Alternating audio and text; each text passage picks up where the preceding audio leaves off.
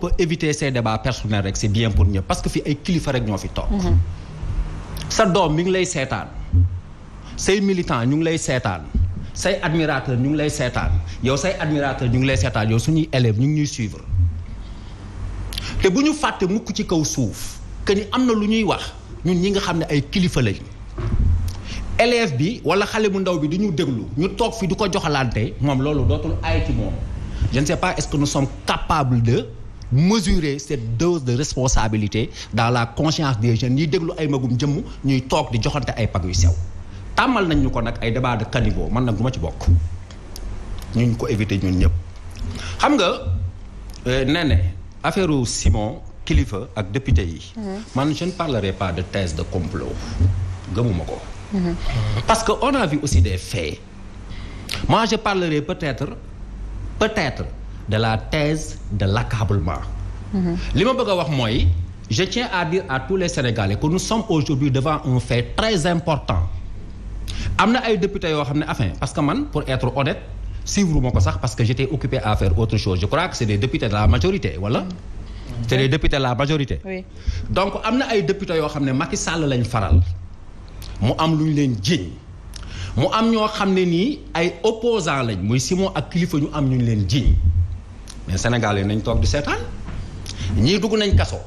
bu fekkee ñoom ñoo def lañ leen def bañ dugal leen kaso que la loi soit dite parce que la loi est au-dessus de tout le monde Lamine Gueye daf doon wax mu ne s'il y a une absence de loi wala s'il y a des personnes qui sont au-dessus de la loi nañu tas société bi parce que on va finir vers la violence te violence bi déjà ñu ñëpp ñu ngi koy gis elle est dans la rue elle est dans le langage elle est dans les gestes elle est dans les regards elle est dans tes classes elle est partout elle est dans les mairies elle est dans les délibérations partout la violence est là li nga xam ne nii mën naa koo wax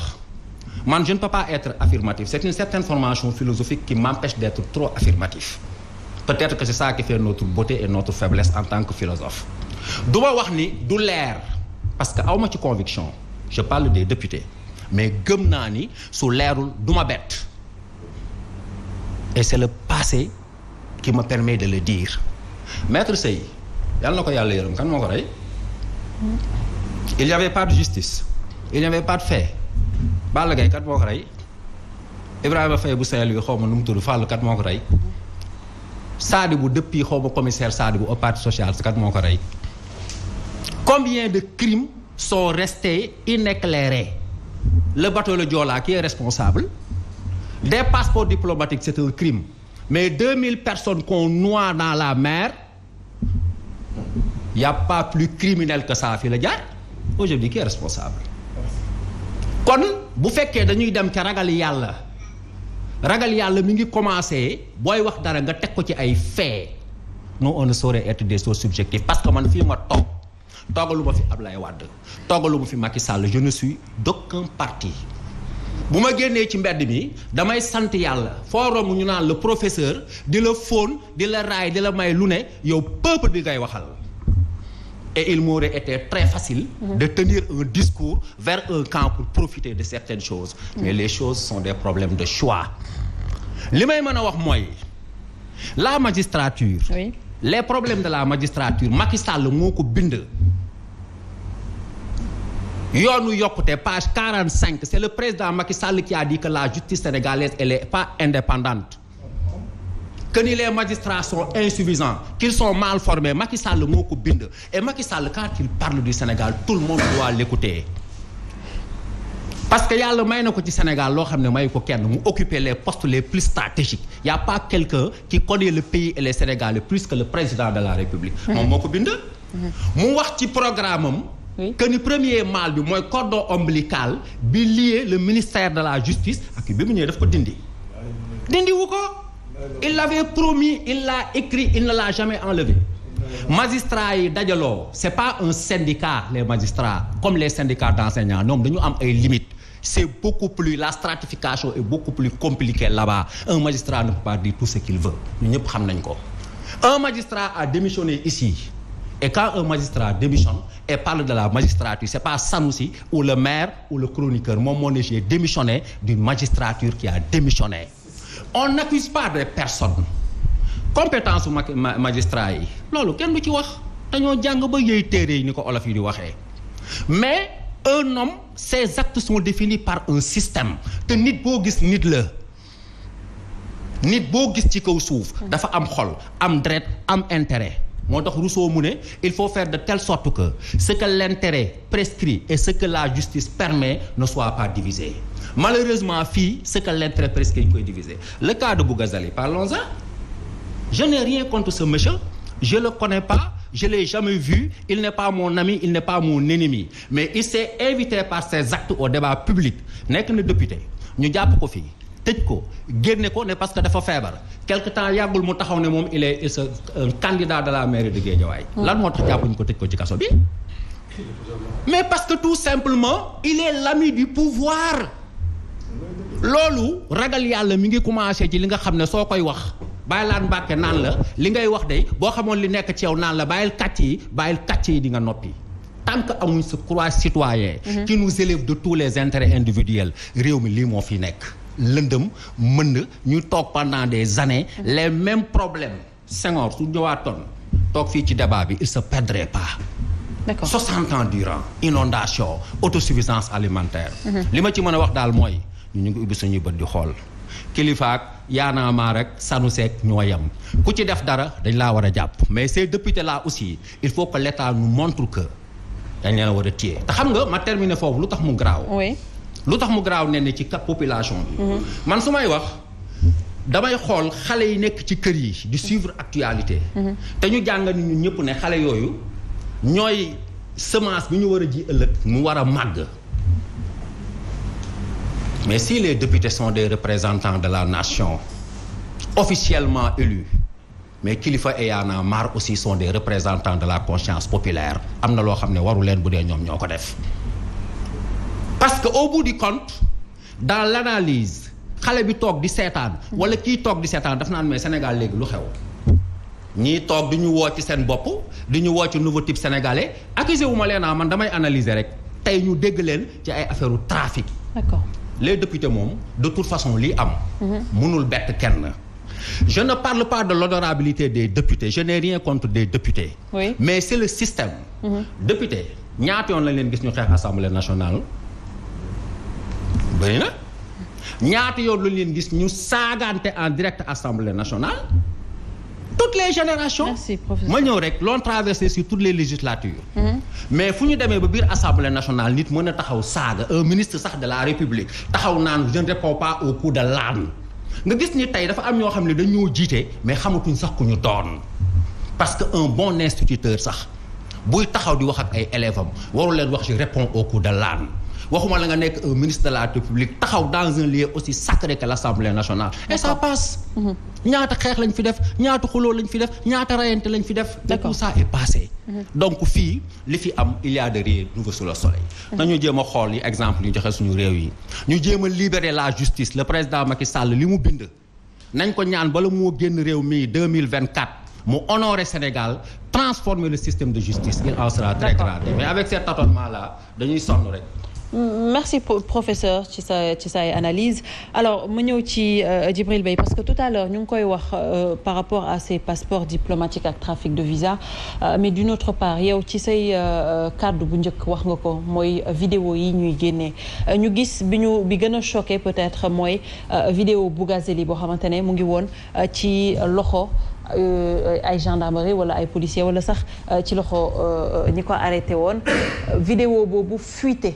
tey loolu lan lañ ci mën a jàpp ak ñooñu lan moo leen mën a xaar également. waaw mais loolu moom yoon am na lu mu ci wax. yoon moom képp ku. mais est-ce que c'est pas dangereux si on en waaw dama ne valeur yi sax ci côté valeur rek laay wax déjà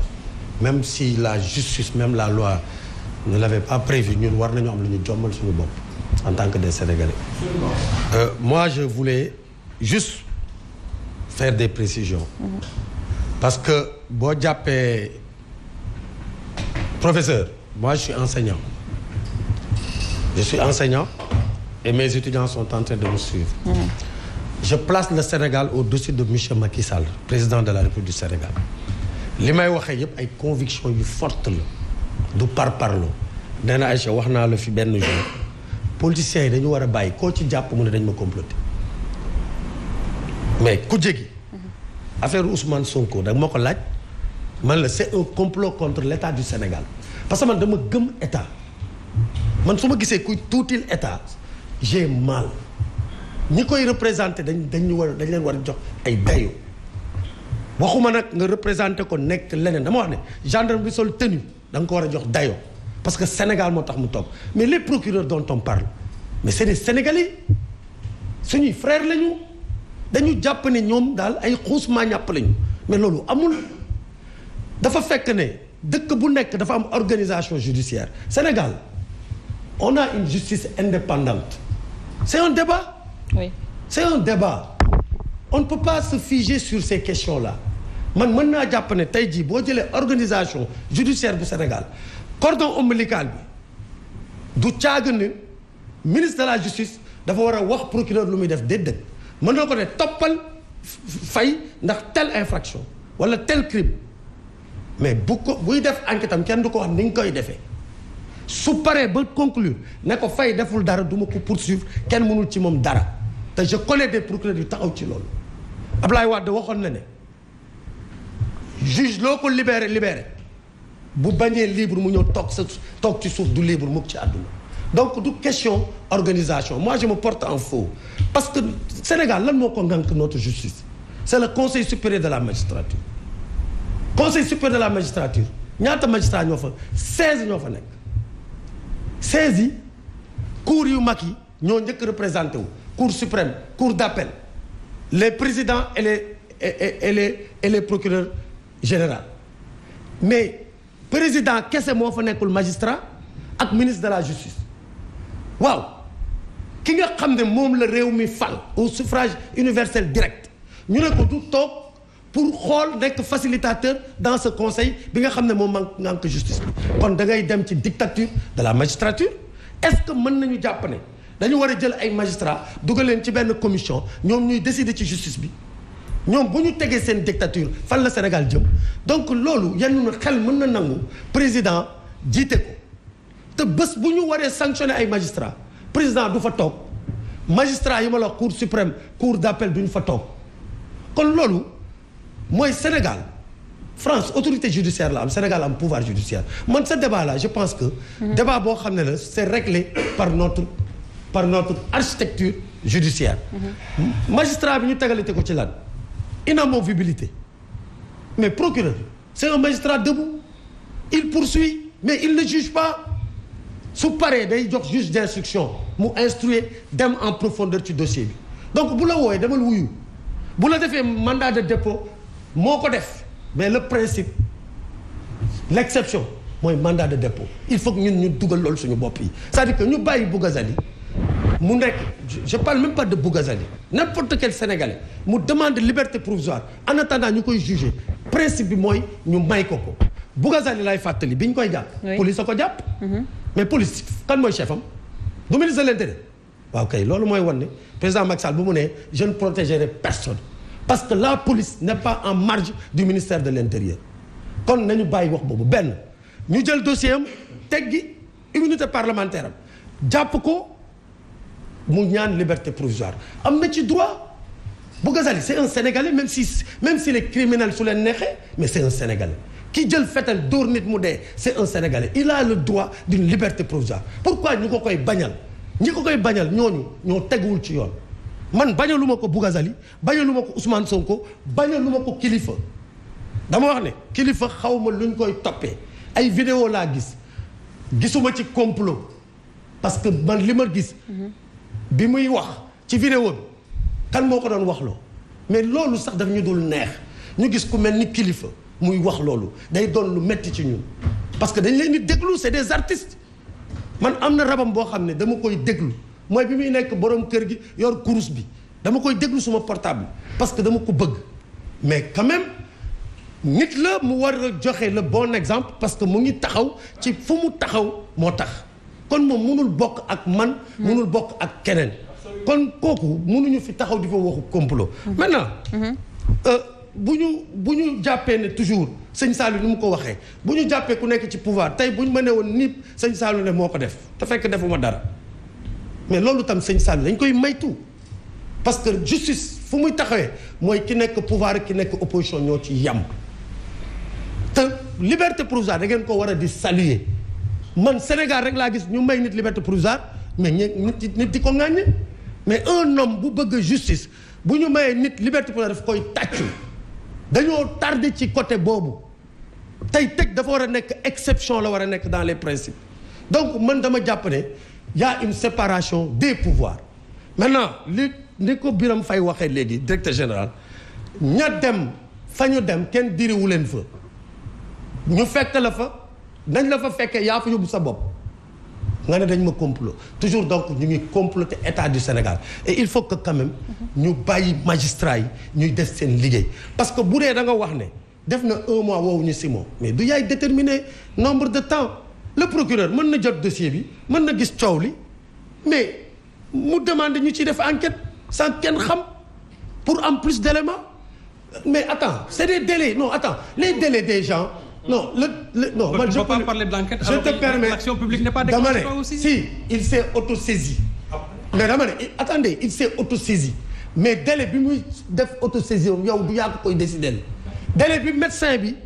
di def diagnostic am di teg malade am di poser ay actes du yow yaa koy décider il faut que ku nekk yam place am. enseignant bi jàngale juge bi juger procureur yi tamit ñu jox leen ay cër. C'est des Sénégalais donc pour affaire vidéo yi. man jàpp naa ne lu ñuy ñaawlu la du lu rafet ñun suñu culture xamul weer nit dañ koy suturaal bu nit amee lu ko yàlla nattoo bu mu weeru dañ koy ñaanal yàlla donc ñooñu dañ leen di ñaanal yàlla nekkuñu ci cadre ay parce que Y'en a marre gênewul rien le président Macky Sall amul lu muy gêner président Macky Sall dans le cadre de la mise